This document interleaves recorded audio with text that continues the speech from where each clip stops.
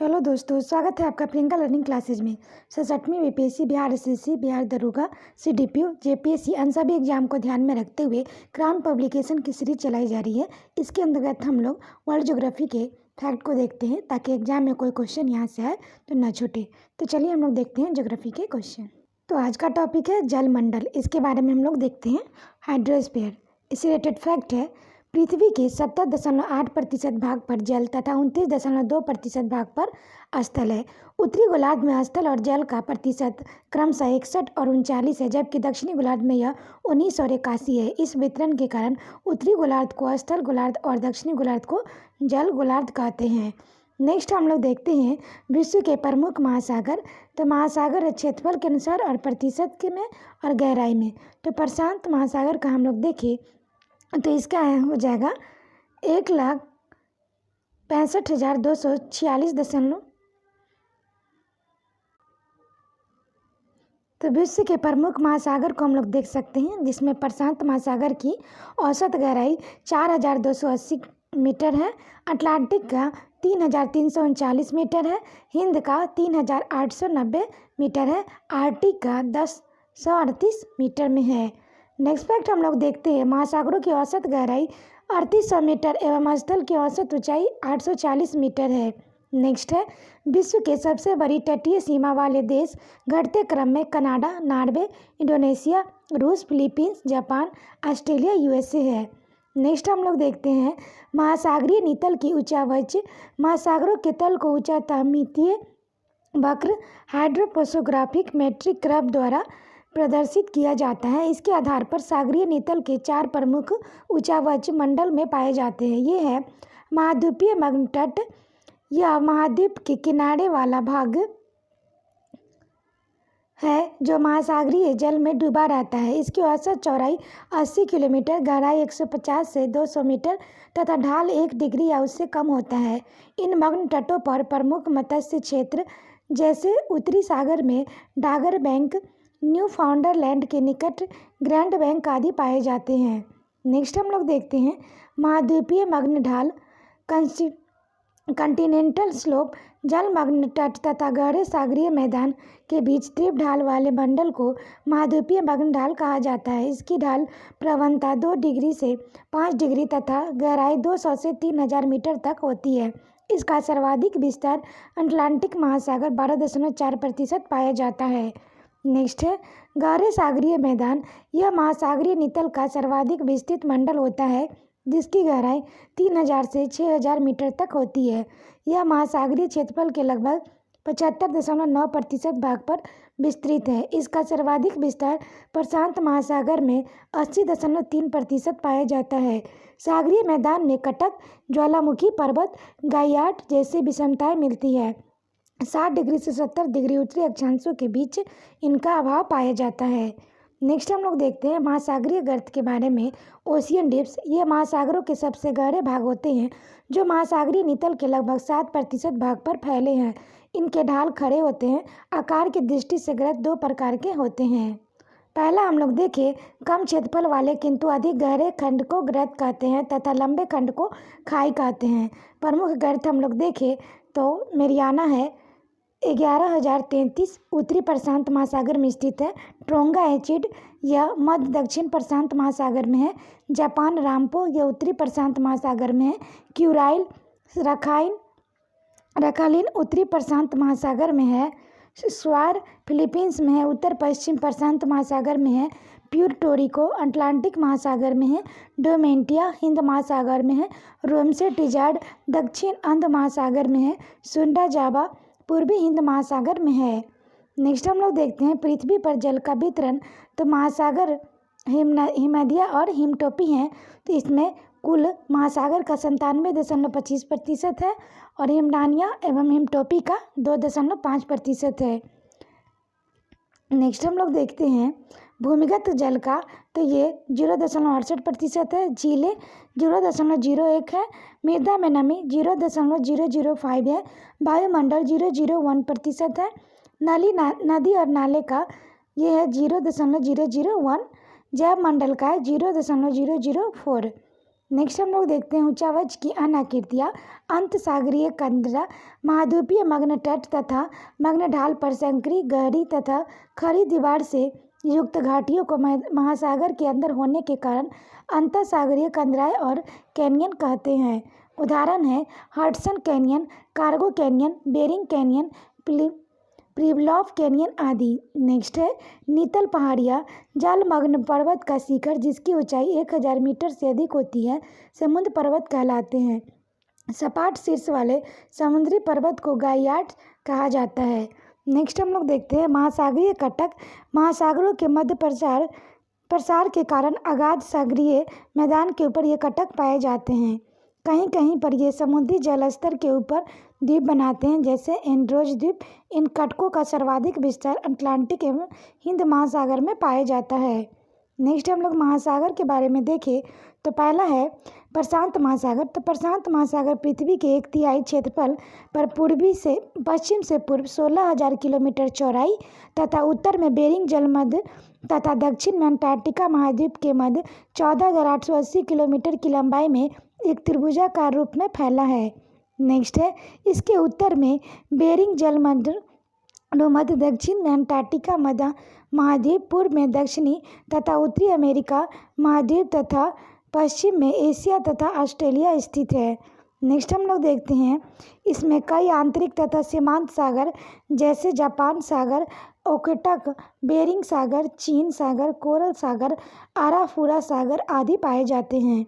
Next है प्रशांत महासागर में अंध महासागर तथा हिंद महासागर में समान मध्यवर्ती कटक नहीं पाए जाते हैं, किंतु कुछ बिखरे कटक जैसे प्रशांत कटक, अल्बर्टा पठार, न्यूजीलैंड रिज, क्वींसलैंड पठार आदि पाए जाते हैं। नेक्स्ट हम लोग देखते हैं अटलांटिक महासागर। यह महासागर विश्व के क्षेत्रफल का 1/6 भाग तथा प्रशांत महासागर के क्षेत्रफल का 1/2 भाग में विस्तृत है। इसका क्षेत्रफल 820 लाख वर्ग किलोमीटर है। इसका आकार एस अक्षर के समान है। नेक्स्ट है 35 डिग्री दक्षिण अक्षांश पर इसका पूर्व पश्चिम चौड़ाई 5,920 किलोमीटर है। यह भूमध्य रेखा की ओर सकरा होता जाता है।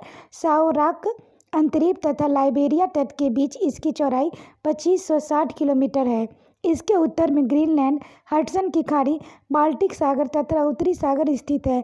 दक्षिण खुला है, पूर्व में यूरोप तथा अफ्रीका एवं पश्चिम में उत्तरी एवं दक्षिणी अमेरिका स्थित है। नेक्स्ट हम लोग देखते हैं अटलांटिक महासागर के मग्न तट पर कई सीमांत सागर एवं अल्पसंख्यक द्वीप पाए जाते हैं। सीमांत सागर बाल्टिक सागर, उत्तरी सागर, हडसन की खाड़ी, डेनमार्क जलमध्रुमध्य, डेविस जलमध्रुमध्य आदि। नेक्स्ट है मग्न तट पर स्थित द्वीपों के Bermuda, Saint Helena, Falkland, Cape Verde, British द्वीप, ट्रिनिडाद, जॉर्जिया आदि प्रमुख है। नेक्स्ट हम लोग देखते हैं मध्य अटलांटिक कटक। अंध महासागर के तली में सर्वाधिक विशेषता एक अनुदैर्घ्य आभार है, जिसे मध्य अटलांटिक कटक कहा जाता है। इस कटक में उत्तर में आइसलैंड के दक्षिण में बोवेट द्वीप तक एस अक्षर का आकार में 14,400 किलोमीटर की लंबाई में फैला है। इस कटक की कई शाखाएं हैं। डॉल्फिन उभार भूमध्य रेखा के उत्तर में स्थित है। दूसरा चैलेंजर उभार भूमध्य रेखा के दक्षिण में स्थित है। तीसरा वीविल टॉमसन कटक, यह आइसलैंड और स्कॉटलैंड के बीच स्थित है। चौथा टेलीग्राफिक पठार, यह ग्रीनलैंड के दक्षिण में स्थित है। नेक्स्ट क्वेश्चन हम लोग देखते हैं। नेक्स्ट है न्यू फाउंडलैंड उभार 50 डिग्री उत्तरी अक्षांश के पास मध्य अंटार्कटिक कटक न्यू फाउंडलैंड उभार कहलाता है। नेक्स्ट है अजोर उभार 40 डिग्री उत्तरी अक्षांश के दक्षिण मध्यवर्ती कटक से एक शाखा अलग होकर अजोर उभार के नाम से अजोर तट के ओर जाती है। नेक्स्ट है वाल्विस कटर 40 डिग्री उत्तरी अक्षांश पर, यह अफ्रीका के मग्न तट पर स्थित है। नेक्स्ट है रायो ग्रेडी उभार, यह दक्षिण अमेरिका की ओर उन्मुख है। नेक्स्ट है मध्यवर्ती कटक में कई चोटियाँ सागर के ऊपर दृष्टिगत होती हैं, जैसे अर्जोस का पिको द्वीप तथा केप ब्रडे द्वीप। अटलांटिक महासागर में बहुत कम गर्त पाए जाते हैं।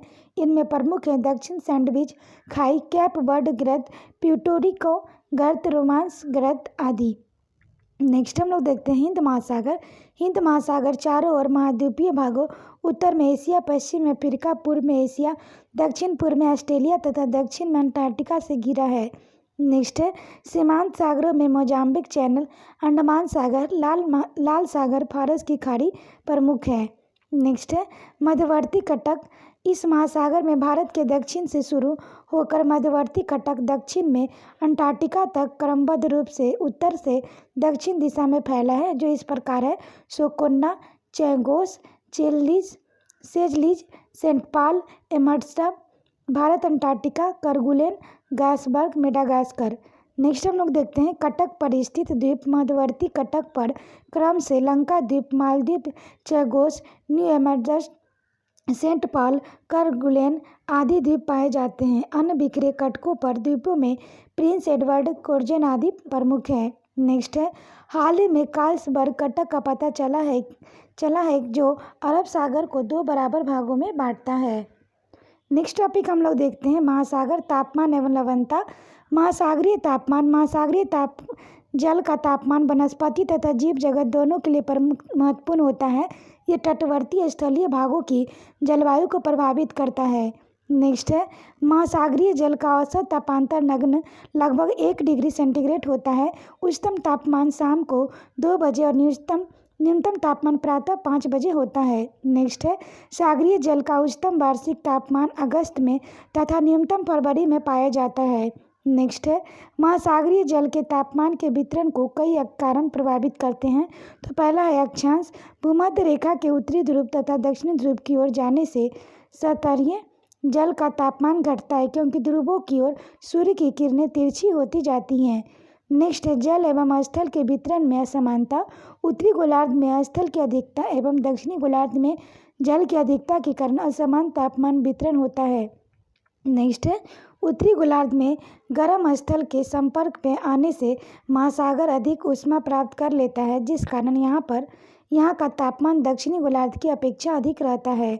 नेक्स्ट है निम्न अक्षांशों में स्थलीय भागों में घिरे सागरों का तापमान अधिक होता है, जैसे भूमध्य सागर 26.6 डिग्री सेंटीग्रेड, लाल सागर 32.8 डिग्री सेंटीग्रेड तथा फारस की खाड़ी 34.4 डिग्री सेंटीग्रेड। पवन के बारे में देखें तो व्यापारिक हवाओं को पेटी में महासागरों के पूर्वी भाग में कम तापमान तथा पश्चिमी भाग में अधिक तापमान होता है। पछुआ पवन की पेटी में महासागरों के पूर्वी भाग में अधिक तापमान होता है। नेक्स्ट हम लोग देखते हैं महासागरीय धाराएं। जिस स्थान पर गर्म धाराएं पहुंचती है वहां का तापमान बढ़ जाता है, जैसे गल्फ स्ट्रीम उत्तरी अमेरिका के पूर्वी तट का तापमान बढ़ा देती है। नेक्स्ट ठंडी धाराएं तापक्रम को नीचा कर देती है, जैसे लेब्राडोर ठंडी धारा उत्तरी अमेरिका के उत्तर पूर्व तट के तापमान के हिमांक के पास पहुंचा देती है। नेक्स्ट है महासागरों की सतह जल का औसत वार्षिक तापमान लगभग 17.2 डिग्री सेंटीग्रेड होता है। बढ़ते हुए अक्षांश के साथ तापमान 0.5 डिग्री सेंटीग्रेड प्रति अक्षांश घटता है। नेक्स्ट है उत्तरी गोलार्ध का औसत वार्षिक तापमान 19 डिग्री सेंटीग्रेड तथा दक्षिणी गोलार्ध में यह 16 डिग्री सेंटीग्रेड होता है। नेक्स्ट है महासागरीय लवणता। सागरीय जल के भार एवं उसमें घुले हुए पदार्थों के भार के अनुपात को सागरीय लवणता कहते हैं। सागरीय लवणता की प्रति 1000 ग्राम जल में स्थित लवण की मात्रा 0 डिग्री के रूप में लवण की मात्रा को डिग्री के रूप में दर्शाया जाता है, जैसे 25 डिग्री अर्थात 1000 ग्राम सागरीय जल में 25 ग्राम लवण की मात्रा है। यह प्रतिशत नहीं बल्कि मात्रा है। नेक्स्ट हम लोग देखते हैं महासागरीय लवणता के प्रमुख घटक। तो हम लोग सोडियम क्लोराइड देखें तो प्रतिशत 77.8, magnesium chloride 10.9, magnesium sulphate 4.7, calcium sulphate 3.6, potassium sulphate 2.5, calcium carbonate 0.3, magnesium bromide 0.2। Next है सागरीय लवणता अधिक होने पर जल का क्वथनांक अधिक तथा हिमांक कम होता है। तो सागरीय लवणता के कारण जल का घनत्व भी बढ़ता है। लवणता अधिक होने से वाष्पीकरण न्यून होता है। सागरीय लवणता के स्रोत। पृथ्वी सागरीय लवणता का मुख्य स्रोत है। नदियाँ सागर तक लवण पहुँचाने वाली प्रमुख कारक है। पवन भी स्थल से सागर तक नमक पहुँचाने का कार्य करती है। ज्वालामुखी से निःसृत राखों से भी कुछ लवण प्राप्त होता है। नेक्स्ट हम लोग देखते हैं सागरीय लवणता के नियंत्रक कारक। तो इसमें पहला है बड़ी नदियाँ महासागर के तटीय जल की लवणता को कम कर देती है। दूसरा वर्षा भी लवणता को कम करती है। तीसरा है सागरीय हिम के पिघलने से लवणता में कमी आ जाती है। चौथा, वाष्पीकरण के सागरीय लवणता में वृद्धि होती है। पाँचवा, प्रति चक्रवर्तीय दशा एवं उच्च वायुमंडलीय दाब से सागरीय लवणता बढ़ती है। नेक्स्ट है, उच्च अक्षांशों ध्रुवीय क्षेत्रों में सागरीय जल के जमने और हिम के निर्माण के कारण सागरीय लवणता में मामूली वृद्धि होती है, परंतु हिम के पिघलने पर लवणता में कमी होती है। ये हम लोग लवणता का वितरण हम लोग देख सकते हैं। नेक्स्ट हम लोग देखते हैं विभिन्न सागरों में लवणता। तो वान झील में 330 लवणता डिग्री में है, मित्र सागर में 238 डिग्री, और ग्रेट साल्ट लेक में यूएस से 220, काराबोगास खाड़ी में 170 डिग्री, और सांबर झील राजस्थान में 205, कैस्पियन सागर का दक्षिण भाग 195, कैस्पियन सागर का उत्तरी भाग 23, लाल सागर में 40। समलवण रेखा आइसोहेलाइट समलवण रेखा वे रेखा है जो कि सागरों की सतह पर समान लवणता वाले क्षेत्रों को मिलाती है। नेक्स्ट हम लोग देखते हैं महासागरीय धाराएं। इसमें हम लोग इससे रिलेटेड देखें, सागरों और महासागरों में जल के एक निश्चित दिशा में प्रवाहित होने की गति को धारा कहते हैं। सागरीय जल में विभिन्न प्रकार की गतिशीलता पाई जाती है। पहला है प्रवाह। जब पवन वेग प्रेरित होकर सागरीय सतह का जल मंद गति से परिसंचलित होता है तो उसे प्रवाह कहते हैं, जैसे दक्षिणी एवं उत्तरी अटलांटिक प्रवाह। नेक्स्ट है धारा। समुद्र का जल जब एक निश्चित दिशा में अपेक्षाकृत अधिक वेग से अग्रसर होता है तो उसे धारा कहते हैं। इनका वेग 28 से 42 किलोमीटर प्रति घंटा होता है। उदाहरण एल नीनो की धारा। नेक्स्ट है विशाल धारा के बारे में देखें तो समुद्र का जल जब अधिक गति से एक सुनिश्चित दिशा में भूपृष्ठीय नदियों की भांति जल गति से होता है तो उसे विशाल धारा कहते हैं, जैसे गल्फ स्ट्रीम। नेक्स्ट हम लोग देखते हैं धाराओं का प्रकार। तापमान के आधार पर महासागरीय धारा को दो प्रकार की होती है, उष्ण धारा और ठंडी धारा। उष्ण धारा विषुवत रेखा के ध्रुवों की ओर प्रभावित होने वाली धाराएं उष्ण धाराएं होती हैं, जैसे ब्राज़ील धारा। दूसरा, ठंडी धारा ध्रुव से विषुवत रेखा की ओर बहने वाली धाराएं ठंडी होती हैं, जैसे लेब्राडोर। नेक्स्ट है धाराओं की उत्पत्ति। सागर का जल सदा गतिशील रहता है। सन्मार्गी पवनों का प्रवाह, जल का ताप और घनत्व में अंतर, वर्षा की मात्रा और पृथ्वी की गतिशीलता आदि कारक धाराओं को जन्म देते हैं। नेक्स्ट फैक्ट है पृथ्वी की परिभ्रमण गति के कारण धाराओं की दिशा में झुकाव हो जाता है। तो फेरल के नियमानुसार यह झुकाव उत्तरी गोलार्ध में दाहिनी तरफ और दक्षिणी गोलार्ध में बाईं तरफ होती है।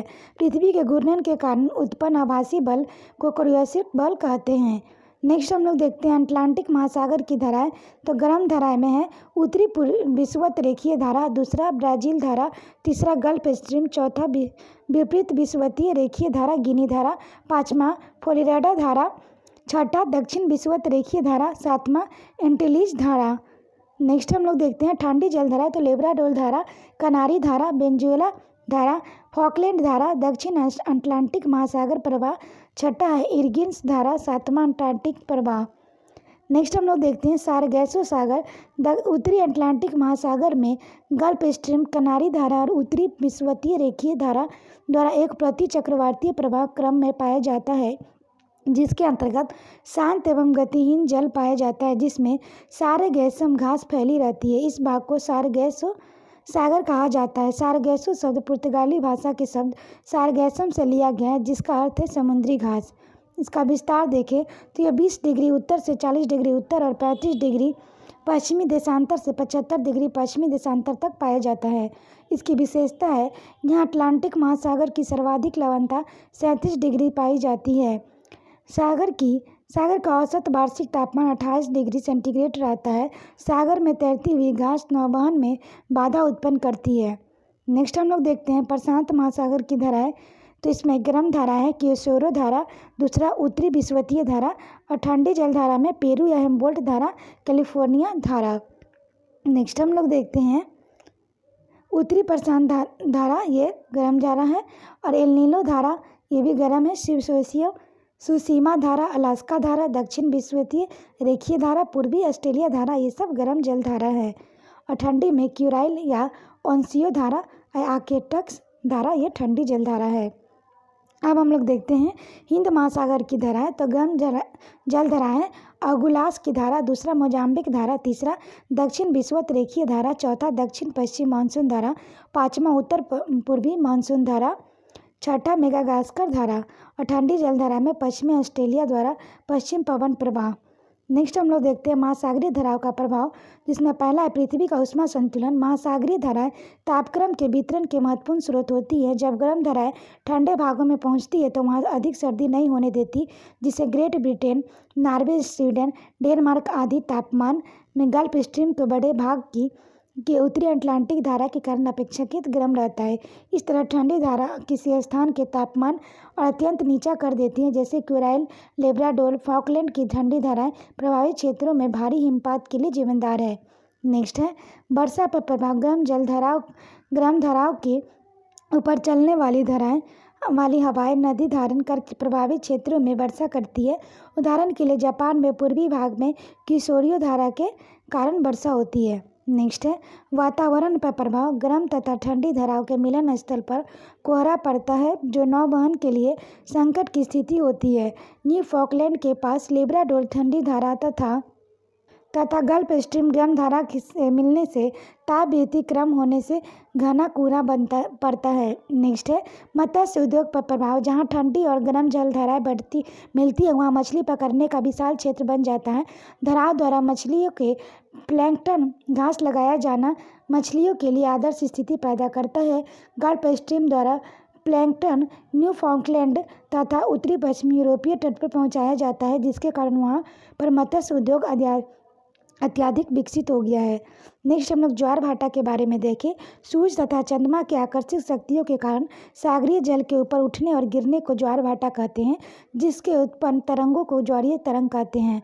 नेक्स्ट है सागरीय जल के ऊपर उठकर तट की ओर बढ़ने को ज्वार तथा उस समय निर्मित उच्च जलतट को उच्च ज्वार तथा सागरीय जल के नीचे गिरकर सागर की ओर पीछे लौटने की भाटा तथा उससे निर्मित जल को निम्न ज्वार कहते हैं। नेक्स्ट हम लोग देखते हैं ज्वार के प्रकार। पहला है दीर्घ ज्वार। वह ज्वार जिसकी सीमा औसत ज्वारीय स्तर से अधिक बढ़ी हुई होती है दीर्घ ज्वार कहलाता है। यह प्रत्येक महीने में 2 बार अमावस्या युति और पूर्णिमा वियुति के दिन होता है। दूसरा है लघु ज्वार। चंद्रमा की समकोणीय स्थिति में समय होने वाला ज्वार। जब ज्वार उत्पन्न करने वाले बल एक दूसरे को संपूर्ण नहीं करते, लघु ज्वार का कारण होता है। नेक्स्ट है अपभू ज्वार। पृथ्वी से चंद्रमा की अधिकतम दूरी होने के उत्पन्न ज्वार को अपभू ज्वार कहते हैं। नेक्स्ट हम लोग देखते हैं ज्वार का समय।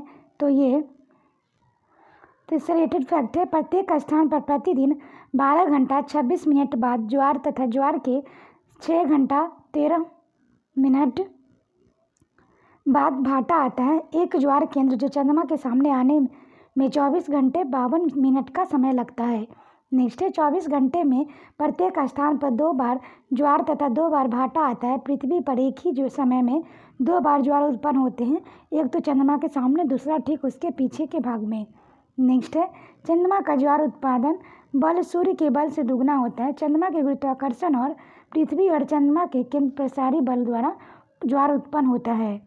नेक्स्ट हम लोग देखते हैं नेक्स्ट फैक्ट है जब सूर्य और चंद्रमा एक सीधी रेखा में होते हैं तो दोनों की आकर्षण शक्ति एक साथ मिलकर कार्य करती है और उच्च ज्वार अनुभव किया जाता है। यह स्थिति पूर्णिमा तथा अमावस्या को होती है। लेकिन जब सूर्य, पृथ्वी तथा चंद्रमा मिलकर समकोण बनाते हैं तो सूर्य तथा चंद्रमा के आकर्षण बल एक दूसरे से विपरीत कार्य करते हैं, जिस कारण निम्न ज्वार आता है। यह स्थिति प्रत्येक महीने में कृष्ण पक्ष और शुक्ल पक्ष की अष्टमी को होता है। नेक्स्ट हम लोग देखते हैं प्रवाल भित्तियाँ। कुछ उष्णकटिबंधीय सागरों के उथले सागर तटों के सहारे प्रवाल पोलिप द्वारा निर्मित भित्ति को प्रवाल भित्ति कहा जाता है। इसके निर्माण में अनेक जीवों का योगदान होता है, जिससे कैल्शियमी शैवाल, हरा शैवाल, स्ट्रेटोमाटा, प्रोट्यूरस, गैस्ट्रोपोडस आदि। नेक्स्ट प्रवाल के विकास के लिए 20 डिग्री से 25 डिग्री तापक्रम, 50 से 60 मीटर की गहराई, स्वच्छ जल, औसत सागरीय लवणता 27% से 30% होना चाहिए। नेक्स्ट है प्रवाल भित्ति के प्रकार। रचना के आधार पर प्रवाल भित्तियाँ 3 प्रकार की होती हैं। पहला तटीय प्रवाल भित्ति। महाद्वीपीय किनारे या द्वीप के किनारे निर्मित होने वाली प्रवाल भित्तियाँ को तटीय प्रवाल भित्ति कहते हैं। यह भित्तियाँ मकाओ द्वीप, दक्षिणी फ्लोरिडा के सहारे पाई जाती है। नेक्स्ट हम लोग देखते हैं दूसरा अवरोधक प्रवाल भित्ति। सागरीय तट कुछ दूर किंतु उसके समानांतर स्थित बृहदाकार प्रवाल भित्ति को अवरोधक प्रवाल भित्ति कहा जाता है। इसका उदाहरण है ग्रेट बैरियर रीफ, जो ऑस्ट्रेलिया के पूर्वी तट के सहारे 9 डिग्री से 22 डिग्री सेंटीग्रेड दक्षिणी अक्षांशों के बीच 19,200 किलोमीटर की लंबाई में पाई जाती है। तीसरा है प्रवाल द्वीप वलय। घोड़े की नाल या मुद्रिका के आकार वाली प्रवाल भित्ति को एटॉल कहा जाता है, जैसे फुराफुटी एटॉल। नेक्स्ट है प्रवाल विरंजन। जब सागरीय तापमान में वृद्धि हो जाती है तो उसे प्रवाल और शैवालों को अपने शरीर से निकाल देते हैं, जिसके कारण प्रवालों को आहार नहीं मिल पाता, वे मर जाते हैं। शैवाल निकल जाने से प्रवाल श्वेत रंग के हो जाते हैं, इसे प्रवाल विरंजन कहते हैं। आशा करते हैं आपको ये वीडियो पसंद आया होगा। वीडियो पसंद आए तो इसे लाइक करें, शेयर करें, साथ ही चैनल को सब्सक्राइब करें और वीडियो को 1-2 बार सुन लें ताकि आपका रिवीजन हो जाए, यहाँ से कोई क्वेश्चन एग्जाम में आए तो ना छूटे। तो आज के लिए इतना है दोस्तों, फिर मिलते हैं नेक्स्ट वीडियो में। Thank you.